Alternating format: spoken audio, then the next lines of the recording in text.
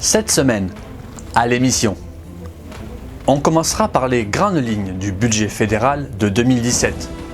Puis nous parlerons du récent changement de commandant au deuxième groupe de patrouille des Rangers canadiens. Et nous finirons par de superbes images de la patrouille de France à New York. Bienvenue dans la revue.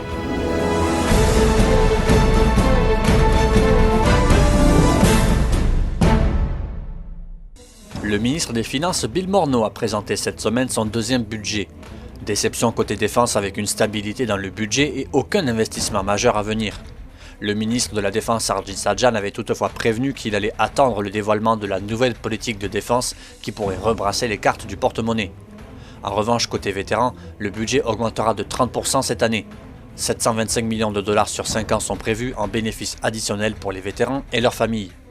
Le budget Morneau étend également les bénéfices financiers offerts à ceux qui s'occupent de vétérans blessés et leur permet de recourir plus facilement à des formations professionnelles et à des services de soutien.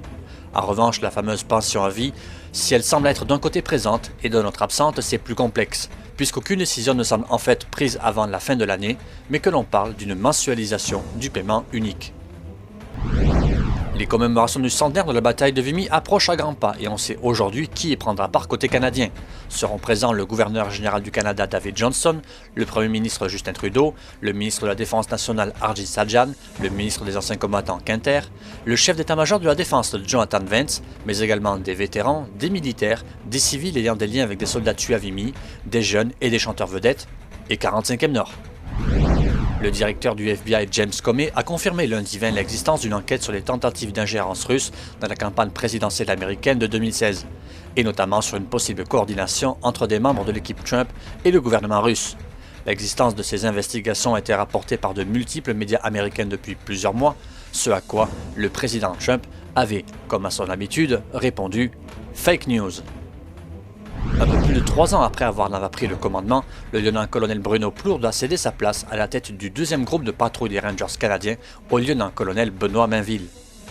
L'unité, qui couvre une très grande partie du Québec et surtout du Nunavik, est forte de plusieurs centaines de Rangers et de Rangers juniors dans une trentaine de communautés. L'exercice Akikjik, qui a vu plus d'une centaine de Rangers échanger sur leur mode de vie, vient tout juste de se terminer. Et c'est clairement pour le lieutenant-colonel Plourde un des moments les plus forts et les plus marquants de son mandat. Après un peu de repos, le lieutenant-colonel quittera le grand froid du Grand Nord canadien pour aller vers la chaleur accablante de la République démocratique du Congo, où il deviendra l'officier de liaison senior entre les Nations Unies et les forces armées congolaises dans le cadre de l'opération Crocodile. La force féminin fondée par Maryse Lavoie a tenu sa première tournée des femmes militaires au Québec.